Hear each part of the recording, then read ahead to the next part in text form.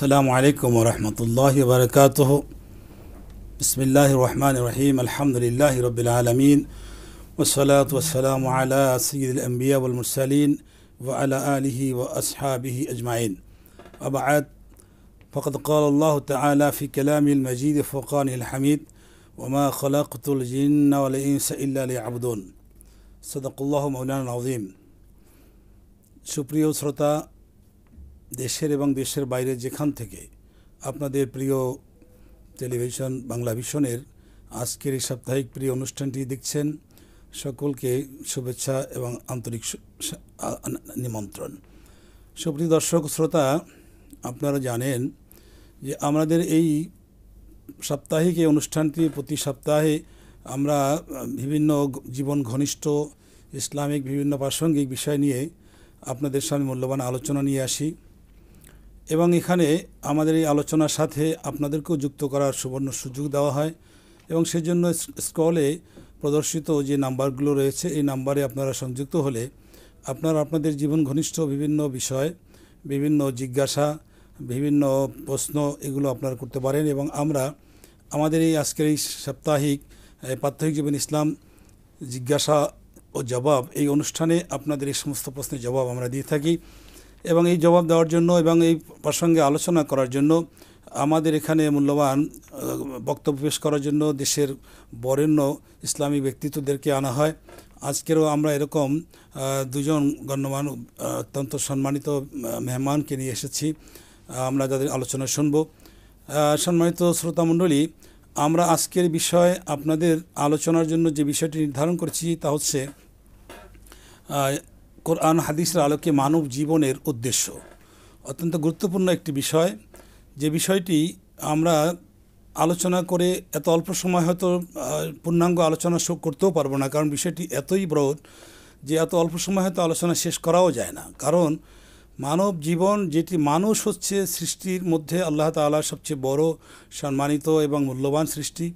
যেই সৃষ্টিকে আল্লাহ তাআলা সৃষ্টি করার জন্য ফেরেশতাদের সাথে যখন তিনি সর্বপ্রথম যে প্রস্তাবটি তাদেরকে জানালেন, ওয়াইজ ক্বালা রাব্বুকা লিল মালাইকাতি ইন্নী জাইলুন ফিল আরদি খলিফা, সকল ফেরেশতাদেরকে যখন তিনি বললেন যে আমি জমিনে আমার প্রতিনিধি খলিফা সৃষ্টি করব, তখন ফেরেশতারা সেদিন বলেছিলেন যে আল্লাহ তাআলা এই জন্য তো আমরাই আপনার তাসবিহ তাহলিলের জন্য যথেষ্ট রয়েছি, ও এমন একটি জাতি সৃষ্টি করবেন তারা হয়তো জমিনে গিয়ে ফিতনা ফাসাদ করবে, কি প্রয়োজন আছে।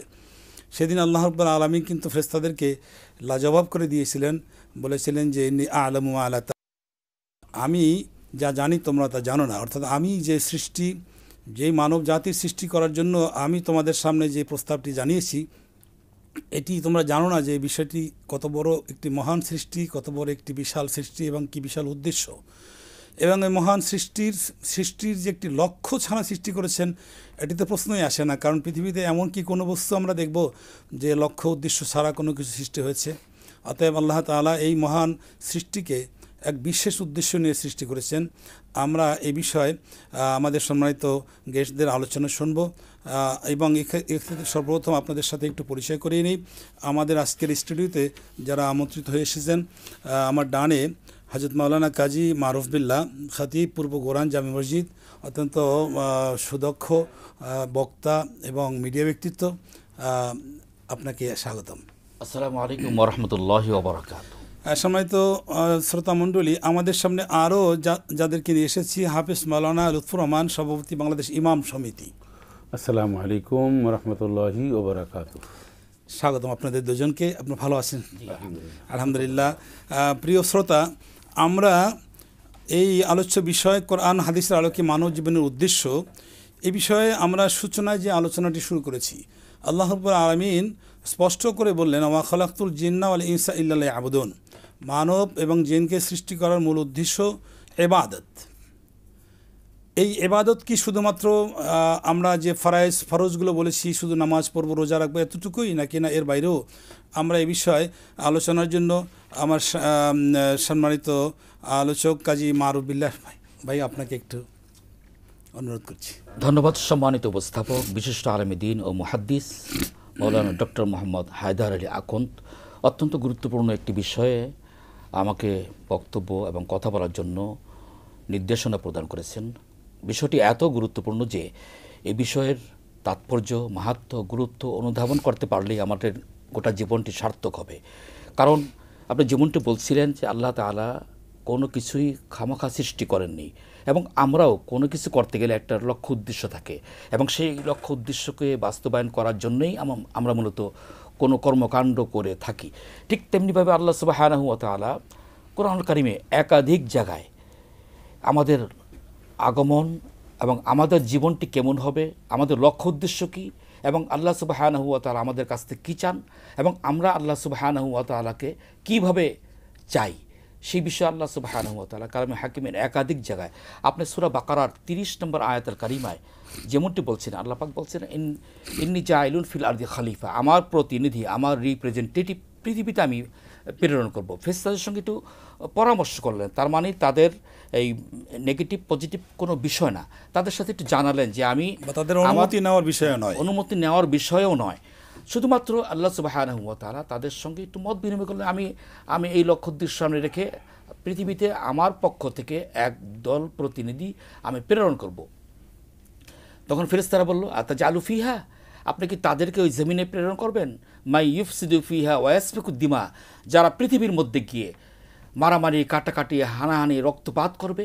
তার মানে হচ্ছে নেগেটিভ কোনো কর্মকাণ্ড করবে না পৃথিবীতে। আল্লাহ সুবহানাহু ওয়া তাআলা এটাই চাচ্ছেন। ফেরেশতারা এটাই তুলে ধরলেন যে আপনি কি এমন কোনো জাতির সৃষ্টি করবেন যারা পৃথিবীর মধ্যে গিয়ে বিশৃঙ্খল পরিবেশ সৃষ্টি করবে, মানুষকে অপদস্থ করবে, রক্ত হানাহানি মারামারি করবে, পরিবেশকে দূষিত করে ফেলবে।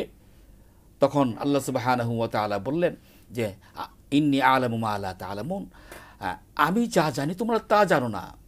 ফেরেশতারা বললেন অনাহনু নুসাব্বিহু বিহামদিকা ওয়া নুকদ্দিসু লাক, আমরাই তো আপনার গোলামি করছি, আমরাই আপনার দাসত্ব করছি, সারাক্ষণ আপনার তাসবিহ তাহলিল প্রশংসা গাইছি। এই আয়াতের কারিমা থেকে স্পষ্ট প্রমাণিত হয় আল্লাহ রাব্বুল আলামিন চান সারাক্ষণ তার গোলামি করবে, তার দাসত্ব করবে, এবং তার বিধানাবলী দিয়ে তাদের জীবনকে পরিচালনা করবে। আল্লাহ সুবহানাহু ওয়া তাআলা আমাদের জীবন মৃত্যু দিয়েছেন, আমরা জন্মগ্রহণ করব, আবার এক সময় পৃথিবী থেকে বিদায় হয়ে যাব। এই মাঝখানে যে সময়টুকুন, এই সময়টুকুন আমাদের কি কর্মকাণ্ড? আল্লাহ রাব্বুল আলামিন বলছেন আল্লাযী খালাকাল মাউতা ওয়াল হায়াতা লিয়াবলুয়াকুম আইয়ুকুম আহসানু আমালা, আমি জন্ম মৃত্যুকে সৃষ্টি করেছি, তোমাদেরকে ট্রাই করব, যাচাই বাছাই করব। আইয়ুকুম আহসানু আমালা, তোমাদের মধ্যে সর্বশ্রেষ্ঠ ভালো আমলটি কে করে। তার মানে হচ্ছে আল্লাহ তাআলাকে সন্তুষ্ট করার জন্য, তাকে রাজি খুশি করার জন্য ভালো আমলটি কে করে। আমরা মনে করি সারাক্ষণ ইবাদত বন্দেগী দিয়ে বসে থাকবো, এমনটি না। আল্লাহ পাক যেভাবে বলেছেন যে তুমি আমাকে ভয় করো, ইত্তাকুল্লাহ হাক্কা তুকাতিহ, আমাকে ভয় করো যেভাবে ভয় করা উচিত। তার মানে ব্যবসা বাণিজ্যের ক্ষেত্রে মানুষ ভয় করবে আল্লাহ রাব্বুল আলামিনকে, সেখানে প্রতারণা করবে না, সেখানে মানুষকে প্রতারিত করবে না, সেখানে আপনার মানুষকে ঠকাবে না। এটা হচ্ছে আল্লাহ সুবহানাহু ওয়া তাআলার বিধান মোতাবেক ব্যবসা পরিচালনা করতে পারলে, তাহলে আল্লাহ সুবহানাহু ওয়া তাআলার গোলামি করতে পারলো। আমরা আপনার কাছে আবার আসবো ভাই, আমরা আমাদের সময়ত লুৎফুর রহমান ভাইয়ের কাছে একটু যাচ্ছি। ভাই, মূলত আল্লাহ তাআলা মূলত আমাদের থেকে চাচ্ছেন যেন আমরা তার দাসত্বে নিবিড়ভাবে আবিষ্ট হই, এবং যে আয়াতটি একটু আগেও তেলাওয়াত করলাম ওয়া মা খালাকতুল জিন্না ওয়াল ইনসা ইল্লা লিয়াবুদুন, এবং অন্য আয়াতে আল্লাহ তাআলা বলেছেন ওয়া ইবাদুর রহমানিল্লাযীনা ইয়ামশুনা হাওনা ওয়া ইযা খাতাবাহুমুল জাহিলুনা ক্বালু সালামা। সব মিলিয়ে আল্লাহ তাআলা তার বান্দাদেরকে, এই মানুষদেরকে, মানব জাতিকে, তার জীবনটাকে এমন করতে চাচ্ছেন যে তারা যেন তার বিনীত বান্দা হয়, বিনীত বান্দা, অর্থাৎ তার জীবনের প্রতিটি ক্ষেত্রে সে তার দাসত্বের যেন প্রমাণ তিনি দেয়। সেক্ষেত্রে আমরা এই বিনীত বান্দা হওয়ার জন্য কিভাবে আমরা আকৃষ্ট হতে পারি, অনুপ্রাণিত হতে পারি? ধন্যবাদ আপনাকে। মানব সম্প্রদায়ের লক্ষ্য উদ্দেশ্য বা একজন কোরআন সুন্নাহর আলোকে মানুষের যে উদ্দেশ্য লক্ষ্য, এ বিষয়ে বেশ কিছু আয়াত এবং দৃষ্টিপাত আপনারা করেছেন। মূলত হচ্ছে আল্লাহ রাব্বুল আলামিন আমাদেরকে সৃষ্টি করেছেন, শুধু আমাদের না, জিন, মা খালাকতুল জিন্না। আর এই ম্যাক্সিমাম ক্ষেত্রে জিনদের প্রসঙ্গটা আল্লাহ রাব্বুল আলামিন আগে টেনে নিয়ে আসছেন। জিন এবং ইনসান নিয়ে যত কথা বলেছেন, জিনদেরকে আগে নিয়ে আসছেন, কারণ আমাদের আগে জিনেরা এই পৃথিবীতে বসবাস করতো। জান্নাত জাহান্নামের ক্ষেত্রেও ঠিক, জাহান্নামে যাওয়ার ক্ষেত্রে মানুষের আগে জিনকে বসবাস করতো এবং বসবাস শুরু করে, এখন তারা আছে। হ্যাঁ, তাদের অবস্থানটা আমাদের মতন বিচরণ না। তো আল্লাহ রাব্বুল আলামিন বলছেন যে আমি আমার এবাদত বন্দিগি, এখন এবাদতটার সংজ্ঞাটা আমাদের জানা দরকার। এবাদতের সংজ্ঞাটা হচ্ছে আমরা এবাদত বলতে কী বুঝি, নামাজ, রোজা, হজ, জাকাত, এগুলি নর্মালি আমরা বুঝি। এই ফরজ এবাদতের মধ্যে থেকে যেমন পর্দা, হালাল হারাম, তারপরে মানুষের অধিকার, এই যে একটা বড় এবাদত, এটা কিন্তু আমরা পাশ কাটিয়ে এখন এটাকে খুব চৌহদ্দি দিয়েছি, এবাদতের চৌহদ্দি দিয়েছি মাত্র 4-5টা। আচ্ছা, এটা একটা আমাদের একটা বড় ধরনের ত্রুটি। আগে আমাদের ফাইন্ড আউট করতে হবে যে আল্লাহ পাক যে উদ্দেশ্য পাঠিয়েছেন তার এবাদত দাসত্ব করার জন্য, সেই দাসত্বর এটা ব্যাপকতা কী, সীমারেখা কী। সীমারেখা তো আমরা শর্ট করে দিয়েছি, আমরা ক্লোজ করেছি, আমরা সেটাকে একেবারে সঙ্গে রিডিউস করে ছোট করে ফেলেছি। আচ্ছা, এই এবাদত বন্দিগি বলতে আল্লাহ রাব্বুল আলামিনের সমস্ত নির্দেশনাবলী, আদেশ নিষেধ, এটাকে আরবি কোরআনুল কারীমের আল্লাহ রাব্বুল আলামিন বলছেন এক কথায়, ওয়া মা আতাকুমুর রাসূলু ফাখুযু ওয়া মা নাহাকুম আনহু ফান্তাহু। আদেশ নিষেধ এটা ব্যাখ্যা ট্যাখ্যার দরকার নাই, আমি তোমাদেরকে আমার নবীর মাধ্যমে যা দিয়েছি তা গ্রহণ করো, আর নবী যা বলেছেন তাই করো, আর নবী যেটা নিষেধ করেছেন সেটা তোমরা বর্জন করো, জাস্ট এটাই হচ্ছে একদম মূল। আচ্ছা, এখন আমরা এই ইবাদত বন্দিগি করতে ব্যর্থ হয়েছি। আমাদের লক্ষ্য ছিল, উদ্দেশ্য ছিল কি, ফেরেশতারা যে নিষেধাজ্ঞা করেছিল, নিষেধ না, একটা ফেরেশতারা আল্লাহর কাছে একটা বক্তব্য পেশ করেছিলেন যে এক বলেছিল যে এরা ফিতনা ফাসাদ রক্তপাত করবে, সেকেন্ডে তারা আবার বলেছিল যে আমরা ইবাদত বন্দিগি করব। তা দুই দিক থেকে তারা আগানো ছিল, একটা নেগেটিভ বলেছে, একটা পজিটিভ বলেছে। কিন্তু আল্লাহ রাব্বুল আলামিন কিন্তু বলেছে ইন্নী আ'লামু মা লা তা'লামুন। এর অর্থ কি? আমি যা জানি তোমরা তা জানো না। তোমরা জানো, তোমরা মনে করছো এই জমির সব মানুষ রক্তপাত করবে, সব মানুষ কি ফিতনা ফাসাদ সৃষ্টি করবে? না, এখান থেকে নবী, রসুল, পীর, আউলিয়া, বুজুর্গদের দিন, আব্দুল কাদের জিলানী রাহমাতুল্লাহ আলাইহির মতন মানুষ, লাখ লাখ মানুষ আমি এই পৃথিবীতে বান্দাদের পাঠাবো, সেখান থেকে তারা তৈরি হবে এবং তারাই এবং আমার এই বান্দাদের উদ্দেশ্য শুধু তাসবিহ তাহলিলই নয়, বরং এখানে আরো আমার প্রতিনিধিত্বের কাজ আছে, প্রতিনিধিত্ব কাজ করবে। তো এই যে খলিফা, এই খলিফার অর্থ আমরা তো একেবারে সংক্ষেপ করে ফেলেছি। খলিফা মানে প্রতিনিধিত্ব করা, অর্থাৎ আল্লাহর বরত্ব, আল্লাহর দেওয়া বিধিবিধান এটার নিজের জীবনে বাস্তবায়ন করা, সমাজ জীবনে বাস্তবায়ন করার সাথে সংশ্লিষ্ট থাকাটার নামই হচ্ছে খলিফা। খলিফা শুধু কিন্তু নামাজ পড়ার দায়িত্ব শেষ হয়ে যায়, রোজা না। খলিফা মানে হচ্ছে আপনার প্রতিনিধি, আপনি এক জায়গায় পাঠাবেন। মানে এই পৃথিবীতে আল্লাহ তাআলার যে বিশাল সৃষ্টি জগৎ, অসংখ্য সৃষ্টি, আমি 30 সেকেন্ড শেষ করে দিতে পারবো। হ্যাঁ, এই পুরা সৃষ্টির মধ্যে আল্লাহ তাআলার খিলাফতের দায়িত্ব পালন করা। জি, রাইট। আমার একেবারে খুব সহজ, আপনার প্রতিনিধি যাবেন, বা আমাদের বাংলাদেশ থেকে একটা প্রতিনিধি দল পাঠিয়েছেন দেশের বাইরে আর একটা রাষ্ট্রের সাথে ডিল করার জন্য। সেখানে তাদের শুধু ওই ডিল এতটুকু না, এই বাংলাদেশের স্বার্থ তাদের এবং সব মিলিয়ে বাংলাদেশের প্রতিনিধিত্ব করা মানে বাংলাদেশের ভালো মন্দ সব কিছু সে বহন করবে এবং সেটাকে প্রেজেন্ট করবে। আল্লাহ রাব্বুল আলামিন আমাদেরকে প্রতিনিধি হিসেবে পাঠিয়েছেন দুনিয়া এই জন্য যে আল্লাহর যাবতীয় বিধানাবলী এটা শুধু আমি নিজে পালনের জন্য না, এটা আমার পরিবার, রাষ্ট্র, দেশ, জাতি, সমাজ সব জায়গায় পালনের ক্ষেত্রে আমার ভূমিকাটা, এটাও প্রতিনিধির দায়িত্ব কিন্তু আমার। জি, আসবো ভাই আপনার কাছে আবারও। মূলত আল্লাহ তাআলা মানব জাতিকে সৃষ্টি করে তিনি তার সন্তুষ্টির বিনিময়ে আমাদের পুরো অস্তিত্বকে তিনি কিনে নিয়েছেন, তাই না? ইন্নাল্লাহা আশতারা মিনাল মুমিনিনা আনফুসাহুম ওয়া আমওয়ালাহুম বিআন্না লাহুমুল জান্নাহ। আল্লাহ তাআলা একটি বিশাল একটি বিনিময়, তার জান্নাতের যে মেহমানখানা, সেই মেহমানের, সেই জান্নাতি মেহমান হওয়ার বিনিময়ে আল্লাহ তাআলা আমাদের জান মালকে তিনি ক্রয় করে নিয়েছেন। তার মানে হলো এটাকে বিক্রয় করে দিলে যেমন সেই ক্রেতা সমস্ত কিছু মালিক হয়ে যায়, সেক্ষেত্রে আল্লাহ তাআলাও সব কিছু মালিক হয়ে গেলেন। অর্থাৎ আমার জীবনের যা কিছু, এবং অন্য যে আয়াতটি আমরা প্রায় তেলাওয়াত করি, কুল ইন্না সালাতি ওয়া নুসুকি ওয়া মাহইয়ায়া ওয়া মামাতি লিল্লাহি রাব্বিল আলামিন, এই আয়াতে আল্লাহ তাআলা যে নির্দেশনাও দিয়ে দিলেন যে আমি যে তোমার জানমাল ক্রয় করে নিলাম, এই যে মূল উদ্দেশ্য বাস্তবায়ন করার জন্য, সেই উদ্দেশ্যটা কী হবে যেন তোমার সব কিছু আমার জন্য হয়। কি মহতারাম ভাইয়া, ধন্যবাদ আপনাকে, আবারও ধন্যবাদ। আপনি যেমনটি আয়াতুল কারিমা পড়ছিলেন এই মুহূর্তে, সম্ভবত সূরা তাওবার 11 নম্বর আয়াত হবে সম্ভবত। এই ইন্নাল্লাহা আশতারা মিনাল মুমিনিনা আনফুসাহুম ওয়া আমওয়ালাহুম বিআন্না লাহুমুল জান্নাহ। আল্লাহ পাক আমাদের সঙ্গে, তার মুমিনদের সঙ্গে, মুমিন বান্দাবান্দীদের সঙ্গে বিনিময় করেছেন, ক্রয় বিক্রয় করেছেন। অর্থাৎ আমাদের কাছ থেকে আমাদের জান মাল কিনে নিয়েছেন, তার বিনিময়ে কিন্তু আল্লাহ পাক ফ্রি কিছু দেয় নাই, আমাদেরকে দিয়েছেন জান্নাত।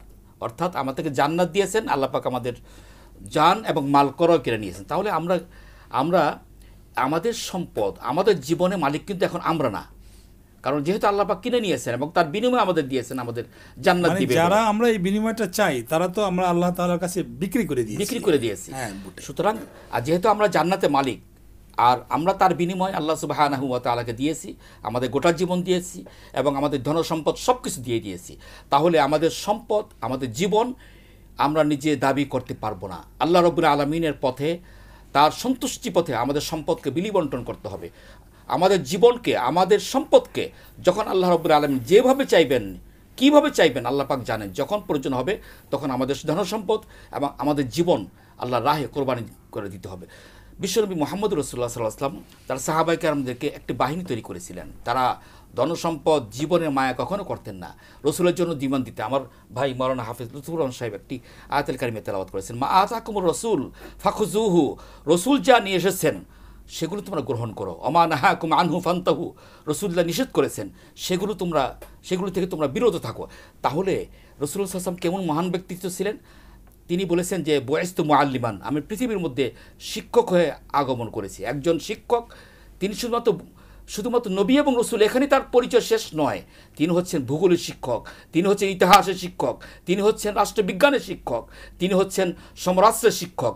এক কথায় বলতে গেলে মানুষের জীবনে চাওয়া পাওয়া যা আছে সমস্ত শ্রেষ্ঠ শিক্ষক হচ্ছেন মানবতার মুক্তির একমাত্র মহান দিশারি মুহাম্মদ রাসূলুল্লাহ সাল্লাল্লাহু আলাইহি ওয়াসাল্লাম। রসুলের গোটা জীবনটাকে আমাদের জীবনে বাস্তবায়ন করতে হবে, কারণ আল্লাহ রাব্বুল আলামিন ঘোষণা দিয়েছেন, লাকাদ কানা লাকুম ফি রাসূলিল্লাহি উসওয়াতুন হাসানাহ, রসুলের জীবনের মধ্যেই রয়েছে আমাদের জন্য সর্বোত্তম আদর্শ। তাহলে আমাদের লক্ষ্য, আমাদের টার্গেটটা হচ্ছে, যেহেতু আমাদের সম্পদ, আমাদের জীবনের মালিক যেহেতু আমরা নয়, আল্লাহ পাক যখন যেভাবে চাইবেন আল্লাহ সুবহানাহু ওয়া তাআলার সন্তুষ্টির জন্য, তখন আমাদের জীবন বিলি বন্টন করতে হবে, জীবনকে দিয়ে দেওয়া লাগবে এবং ধন সম্পদকে আমাদের বিলি বন্টন করতে হবে। আপনি জানেন বদরের প্রান্তে বিশ্বনবী মুহাম্মদ সাল্লাল্লাহু আলাইহি ওয়াসাল্লাম 313 জন সাহাবায়ে কেরামদেরকে নিয়ে 1000 অধিক কাফেরদের মোকাবেলা তিনি যুদ্ধ করেছেন। সেখানে আমরা কি দেখতে পাই? সাহাবায়ে কেরাম তাদের জীবন মরণ পণ লড়াই করেছেন এবং সেখানে রাসূল সাল্লাল্লাহু আলাইহি ওয়াসাল্লাম এক পর্যায়ে সাহাবায়ে কেরামদেরকে বললেন, কোনো মুমিন ব্যক্তি যখন অন্যায় বিরুদ্ধে, অসত্যের বিরুদ্ধে এই ইনসাফকে প্রতিষ্ঠা করার জন্য, ন্যায়কে প্রতিষ্ঠা করার জন্য যখন আসে, তখন সংখ্যা কোনো বিষয় নয়, ইমানে বলে বলিয়ান হয়ে মুমিন ব্যক্তি এই ময়দানে অবতীর্ণ হয়। তাহলে একজন ব্যক্তি কখনো অস্ত্রকে ভয় করবে না, কখনো সংখ্যাকে ভয় করবে না, সে ইমানে বলে বলিয়ান হয়ে এগিয়ে যাবে। এইটা হচ্ছে একজন মুমিন ব্যক্তির দায়িত্ব এবং কর্তব্য। ঠিক তেমনিভাবে আমার মহতারাম মাওলানা লুৎফুর রহমান সাহেব একটা কথা বলেছেন যে এই যে সৎ উপার্জন করা, হালাল কামাই করা কত গুরুত্বপূর্ণ। রাসূলুল্লাহ সাল্লাল্লাহু আলাইহি ওয়াসাল্লাম বলেছেন যে হালাল কামাই ছাড়া ইবাদত কখন কবুল হবে না। আমাদের ইবাদত বন্দেগী, আমাদের দোয়া কবুল হওয়ার জন্য মূল হচ্ছে হালাল উপার্জন। আমরা যদি হালাল উপার্জন না খাই, আমাদের দোয়া, আমাদের ইবাদত, আমাদের নামাজ, আমাদের কালাম কিছুই কবুল হবে না। এজন্য আমরা বিভিন্ন সময় দেখতে পাই মানুষ চুরি করে, অর্থ সম্পদ পাচার করে, ব্যাংকের টাকা লুট করে নিজের সম্পদ পাহাড়ের মতো বোঝাই করছে। আমরা আসবো আপনার কাছে, ব্যাংকের টাকা লুটপাট, এটিতে এখন খুবই প্রচলিত একটি শব্দই। আমরা মোহতারাম লুৎফুর রহমান ভাইয়ের কাছে একটু আমরা জানতে চাচ্ছি যে রাসূলুল্লাহ সাল্লাল্লাহু আলাইহি ওয়াসাল্লাম একটি গুরুত্বপূর্ণ ভাষণ তিনি দিলেন। তিনি বলছেন, সালাতুন মান কুন্না ফিহি ওয়াজাদা বিহিন্না হালাওয়াতুল ঈমান। 3টি বিষয় যার মধ্যে থাকবে সে প্রকৃত ঈমানের স্বাদ অনুভব করবে, এবং তার মানে হচ্ছে সে তার লক্ষ্যটাকে সে বের করতে পারবে এবং সে লক্ষ্য অনুযায়ী চলতে পারবে। তার মধ্যে একটি বিষয় হচ্ছে যে সে আপনার আইয়াকুন আল্লাহ রাসূলুহু আহাব্বা ইলাইহি মিম্মা সিওয়া, আল্লাহ এবং আল্লাহ রসুল হবে তার কাছে সুপ্রিয়। এখানে রাসূল পাক সাল্লাল্লাহু আলাইহি ওয়াসাল্লাম ঈমানের স্বাদ অনুভব করার জন্য আমাদের যে বিষয়টাকে দিয়ে দিলেন সেটি হচ্ছে আল্লাহ তাআলার মহব্বতটা হবে সব কিছু থেকে বেশি। কি বলবেন আপনি এখানে? ধন্যবাদ আপনাকে। একটা সম্পর্ক প্রশ্নের উত্তর দিই, সেটা হচ্ছে যে আল্লাহ পাক আমাদের জীবনের বিনিময়ে, জানমালের বিনিময়ে জান্নাত দিছেন। এটা একটা সহজ এবং সত্য কথা, কিন্তু কি দিলেন আর কি নিলেন? দিলেন কি? আল্লাহ পাক আমাদেরকে জান্নাত, নিলেন কি? জানমাল। এই জানমাল কিন্তু আমাদের না, এটাও আল্লাহর, জান্নাতও আল্লাহর, জানমালও আল্লাহর, কিন্তু আল্লাহ পাক একটা ঘুরে আমাদেরকে এইটার বিনিময়ে আল্লাহ পাক দিলেন। তার একটা জিনিস উপলব্ধি করা দরকার যে আল্লাহ পাক কী নিলেন আর দিলেনটা কি। আচ্ছা, এই জিনিসটা আমাদের এটা আমাদের খুবই ভেবে দেখা উচিত। আল্লাহ পাককে ভালোবাসা এটা একটা খুব জরুরি বিষয়। ভালোবাসা মানে মৌখিক ভালোবাসা না। আল্লাহকে ভালোবাসে না এমন কোনো মানুষ খুব কম পাওয়া যাবে। আপনি যে কোনো একজন মানুষ এই গাঁজা খায়, মদ খায়, তাকে বলেন তুমি কি আল্লাহকে ভালোবাসো? হ্যাঁ ভালোবাসি। আল্লাহকে ভয় করো? হ্যাঁ ভয় করি। তো গাঁজা কেন খাও, মদ কেন খাও, চুরি কেন করো, ডাকাতি কেন করো, তো জেনে ব্যবচার কেন করো? দেখবেন আর কিছু বলে না। আল্লাহকে ভালোবাসে না এমন কোনো মানুষ নেই। প্রকৃতপক্ষে আল্লাহকে ভালোবাসার অর্থই হচ্ছে আল্লাহর গোলামি করা, আল্লাহর দিক নির্দেশনা এটাকে নিজের জীবনে বাস্তবায়ন করার আপ্রাণ চেষ্টা করা, এটাকে আল্লাহকে ভালোবাসা, মানে নিষ্কলুষ ইবাদত। এবং মূল লক্ষ্যে, যেই লক্ষ্যে আমাদেরকে আল্লাহ তাআলা সৃষ্টি করেছেন সেই লক্ষ্যে একেবারে সম্পূর্ণভাবে নিয়োজিত থাকা। ওই হাদিসের বা ওই হাদিসকে এর চেয়ে শক্তিশালী হলো কোরআন আয়াত কুলিং কানা আবাউকুম ও আবনাউকুম ও ইখওয়ানুকুম। এই আয়াতের শেষে আল্লাহ রাব্বুল আলামিন বলছেন যে তোমাদের পিতা মাতা, আত্মীয় স্বজন, ধন সম্পদ, অনেক কিছু উল্লেখ করে আল্লাহ পাক বলেন যে এর চেয়েও তোমাদের কাছে তোমাদের আল্লাহ এবং আল্লাহ রসুল ভালোবাসা সবচেয়ে বেশি উচিত। মূলত মানব জীবনের মূল যে উদ্দেশ্যটি আল্লাহ তাআলা আমাদেরকে সৃষ্টি করেছেন তার প্রতিনিধি হিসাবে জমিনে, এবং তিনি চাচ্ছেন আমরা যেন তার নিবিড় দাসত্বে আবদ্ধ থাকি, একনিষ্ঠভাবে তার দাসত্ব যেন আমরা কখনো গাফেল না হই। এবং সেক্ষেত্রে তিনি যেহেতু প্রতিনিধি হিসাবে আমাদেরকে সৃষ্টি করেছেন, এই প্রতিনিধির দায়িত্ব পালন করার জন্য পৃথিবীতে আরও যত সৃষ্টি আছে, একেবারে বৃক্ষলতা থেকে শুরু করে সেই বনের হিংস্র প্রাণী অথবা সবচেয়ে বড় প্রাণী হাতি বা তিমি মাছ যাই বলি, এই সকল প্রাণীর উপরে আমাদের এই প্রতিনিধি হিসাবে আমাদের একটি বিশাল দায়িত্ব আছে। এবং এই দায়িত্ব পালন করার জন্য রাসূল পাক সাল্লাল্লাহু আলাইহি সাল্লাম তিনি যে কথাটি বলেছেন, খায়রুন নাস মান ইয়ানফাউন নাস, মানুষের মধ্যে উত্তম সে যে মানুষের জন্য কল্যাণকর, এবং যে সৃষ্টির জন্য যে কল্যাণকর, সেই হচ্ছে মূলত সর্বাধিক আল্লাহ তাআলার কাছে উত্তম মানুষ, শ্রেষ্ঠ মানুষ। অর্থাৎ এটির জন্য আল্লাহ তাআলার একটি উদ্দেশ্য আমাদেরকে দিয়ে তিনি বাস্তবায়ন করতে চান, যেন তার সৃষ্টিকুলের প্রতি আমাদের যেন দায়িত্ব আমরা পালন করি। কেননা আল খালকু আইয়ালুল্লাহ, সমস্ত সৃষ্টি হচ্ছে আল্লাহ তাআলার পরিবার। এই পরিবারের একজনকেও যদি আমরা অবজ্ঞা করি, সেক্ষেত্রে আল্লাহ তাআলা নিঃসন্দেহে খুশি হন না। তো সে বিষয়ে আমরা আলোচনার জন্য আমরা সর্বপ্রথম হাফেজ মাওলানা লুৎফর রহমান ভাই, আপনাকে একটু আমরা বলতে চাচ্ছি যে লুৎফর রহমান ভাই, আপনি বলুন তো যে এই যে মানব কল্যাণের জন্য আল্লাহ তাআলা আমাদেরকে চান যেন আমরা যেন আমাদের সৃষ্টির আরও যা কিছু আছে, আমরা আমাদের মানুষ, ধর্ম, ভিন্ন ভিন্ন ধর্মের মানুষ আছে, আমাদের দেশে ভিন্ন ভিন্ন নাগরিক আছে, সৃষ্টির অন্যান্য প্রাণী আছে, এদের প্রতি আমরা কিভাবে আচরণ করলে আল্লাহ তাআলা আমাদের প্রতি সন্তুষ্ট হবেন এবং কি উদ্দেশ্য আল্লাহ আমাদের। ধন্যবাদ আপনাকে। আপনি হাদিসটি শুরু করেছেন একটি চমৎকার, যে আল্লাহ রাব্বুল আলামিন বলছেন মানুষের মধ্যে সেই ব্যক্তি উত্তম যে মানুষের কল্যাণ করে, অর্থাৎ মানুষ মানুষের জন্য। এই কাজটি সবাই সম্পন্ন করতে পারে না। আল্লাহ পাক বলছেন কুনতুম খায়রা উম্মাতিন উখরিজাত লিন-নাস তা'মুরুনা বিল মারুফ ওয়া তানহাউনা আনিল মুনকার।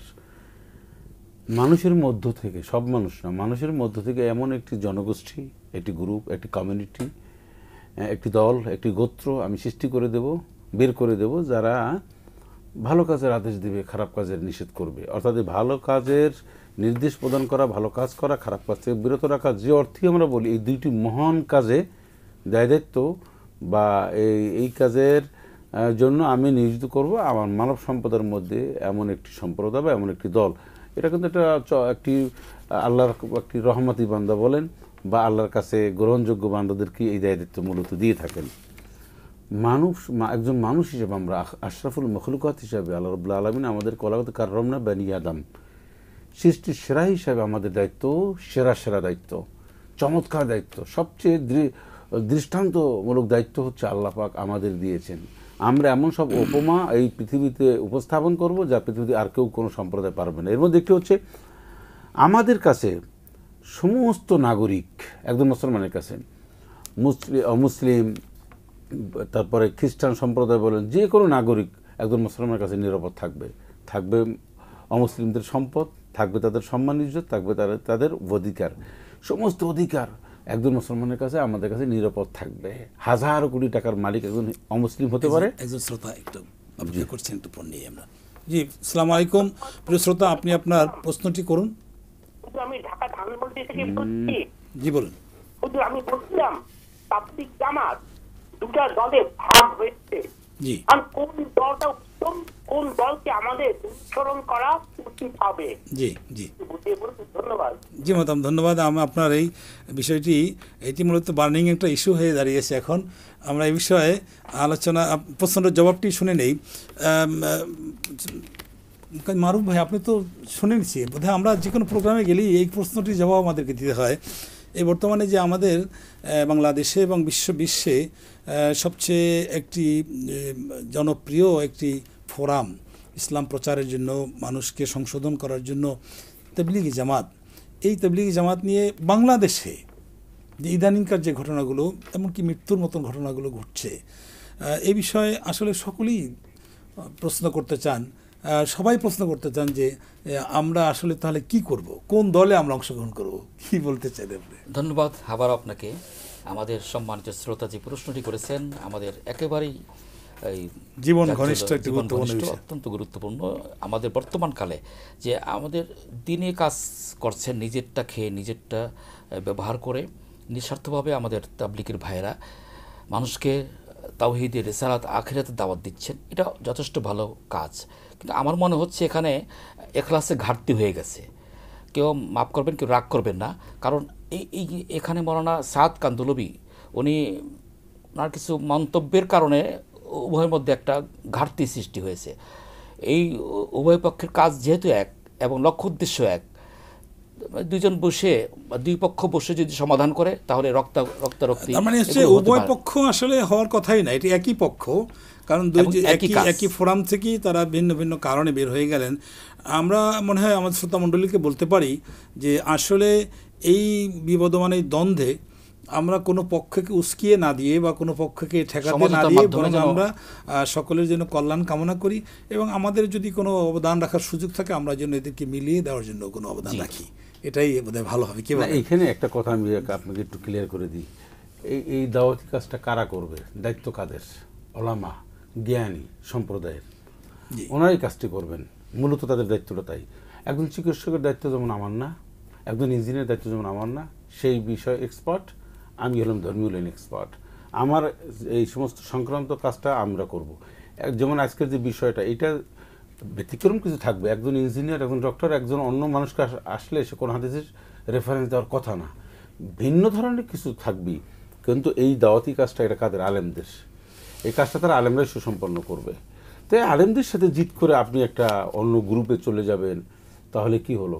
আলেমদের কাছ থেকে আলেমদের এই ফ্লেভারটা নিয়ে আপনি এটা কাজটা করবো, এটা ঠিক না। এর মানে আমরা বুঝতে যেখানে আমরা তাহলে এখানে শ্রোতাদেরকে এতটুকুই আমরা বলি যে এই ব্যাপারে আপনারা কোনো পক্ষে জোর দিয়ে অন্য পক্ষকে ঘায়াল করার মতন একটি ভূমিকা না নিয়ে, বরং দুই পক্ষকে যাতে মিলেমিশে আবার এই কাজটাকে করতে পারেন সেজন্য চেষ্টা করি আমরা।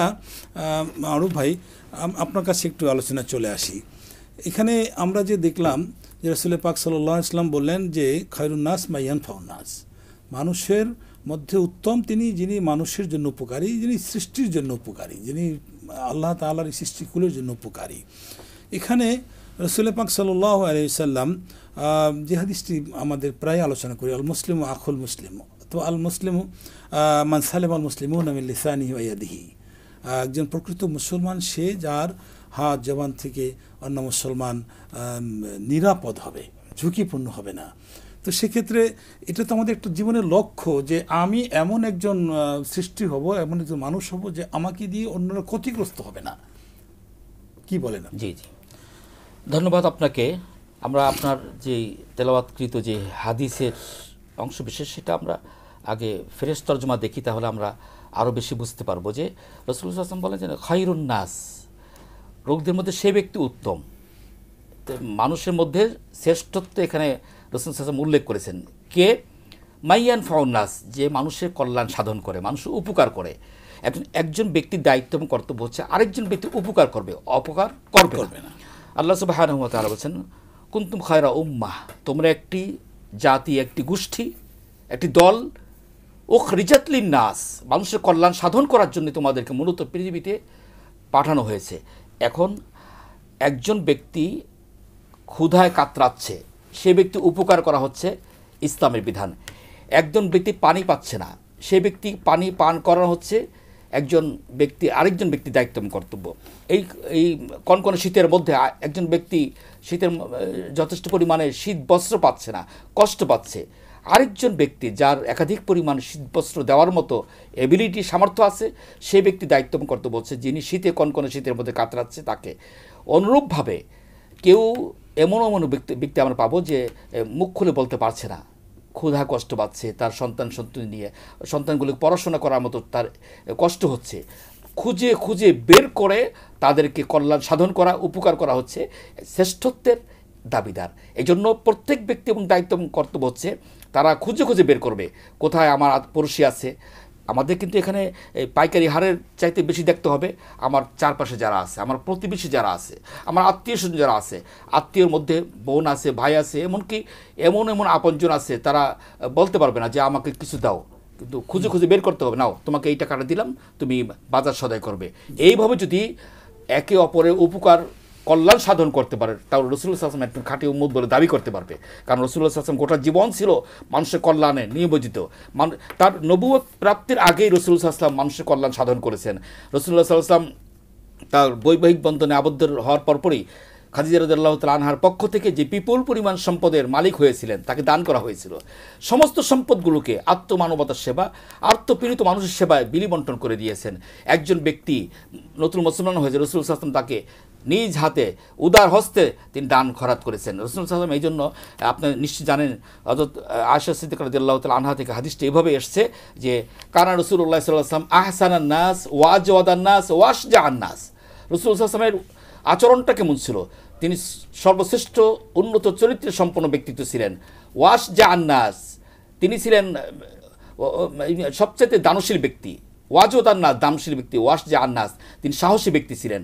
এই যে ওয়াজওয়াদান নাস, এই যে বড় দানশীল ব্যক্তি, রাসূলুল্লাহ সাল্লাল্লাহু আলাইহি ওয়াসাল্লামের চাইতে বড় দানশীল ব্যক্তি গোটা পৃথিবীর মধ্যে কাউকে খুঁজে পাওয়া যাবে না। সকাল থেকে বিকেল দুপুর পর্যন্ত তার সামনে বিপুল পরিমাণ খাবার সামগ্রী, হাদিয়া তোহফা। আয়েশা সিদ্দিকা রাদিয়াল্লাহু তাআলা আনহা বলেনি আজকে মনে হয় ঘরে দুপুরে পাক না করলেও, রান্নাবান্না না করলেও চলবে, যেহেতু রাসূল পাক সাল্লাল্লাহু আলাইহি ওয়াসাল্লামের সামনে যে বিপুল পরিমাণ খাদ্য সামগ্রী এবং হাদিয়া তোহফা, নিশ্চয়ই ঘরের জন্য আমার জন্য কিছু নিয়ে আসবেন। রাসূলুল্লাহ সাল্লাল্লাহু আলাইহি ওয়াসাল্লাম যখন নিঃস্ব হাতে গেলেন, আয়েশাকে বলেনি হে আয়েশা খাবার দাও।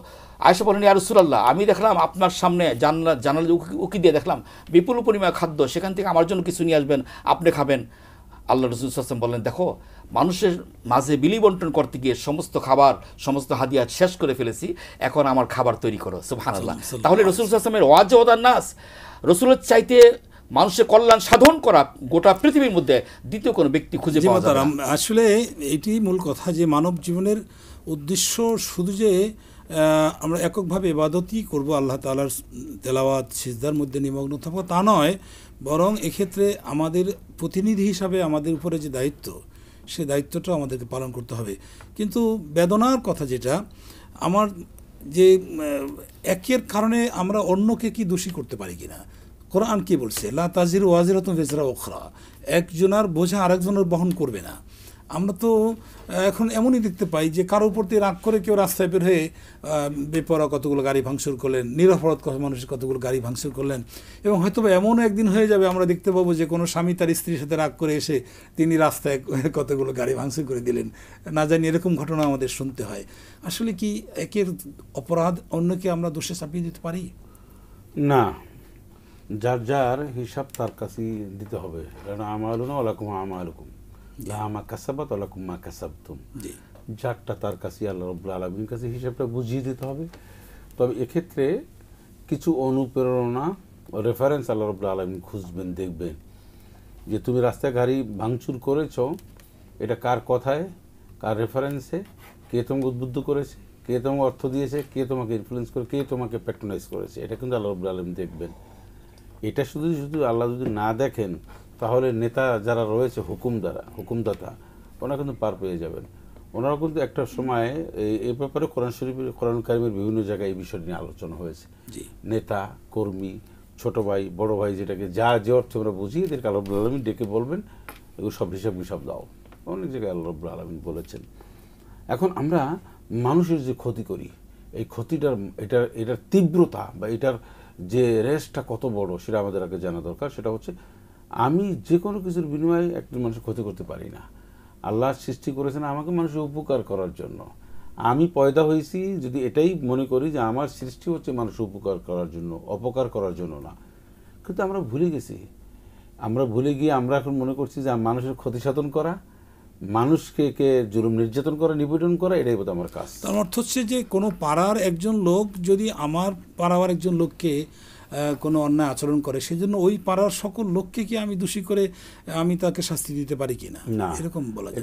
এটা তাহলে কি আমাদের জীবনের উদ্দেশ্য ঠিক থাকলো না? কিনা? ঠিক থাকলো না, বরং আমরা অপরাধী যে তাকে চিহ্নিত করতে হবে, চিহ্নিত করে তারপরে তার কাছ থেকেই আমরা দেখব যে এই অপরাধের সাথে অন্য কেউ জড়িত আছে কিনা। শুধু অপরাধীরাই কিন্তু শাস্তি পাবে, আদারওয়াইজ না। তারা মারুফ ভাইয়ের কাছে একটু, আসলে এই আমাদের এই আগস্টের স্বাধীনতার পরে আমরা এসে যে দেশে যে কিছুটা অরাজকতার কিছু ক্ষেত্রে আমরা দেখছি বিভিন্ন জায়গায় বিভিন্ন হচ্ছে, তো সেক্ষেত্রে আমরা কি আমাদের জনগণকে আমাদের মানব জীবনের মূল উদ্দেশ্য সম্পর্কে তাদেরকে উদ্বুদ্ধ করতে পারি কিনা? যে সংক্ষেপে বলবেন, আমাদের শেষ পর্যায়ে এসেছি।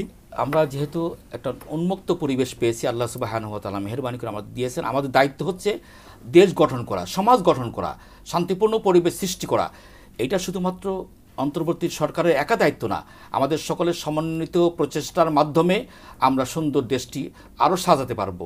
কেউ কারো প্রতি বিরূপ না হয়ে সকলের প্রতি ইনসাফ ভিত্তিক আচরণ করে আমরা শান্তিপূর্ণ সমাজ প্রতিষ্ঠা করতে পারবো বলে নিশ্চয়ই আমরা বিশ্বাস করি।